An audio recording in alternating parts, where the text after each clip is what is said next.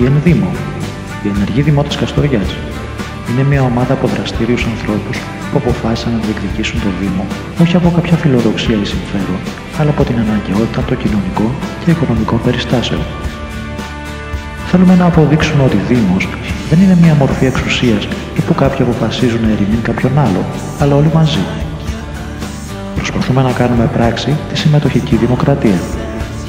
Να αποφασίζει όσο γίνεται ο δημότης και όχι ο δήμαρχος. Να γίνει δηλαδή ο δημότης ενεργός. Με ειλικρίνεια και ανιδιοτέλεια σας καλούμε να πάρουμε το αύριο στα χέρια μας.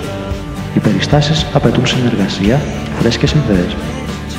Έτσι μπορούμε ακόμα να ονειρευόμαστε και να δημιουργούμε.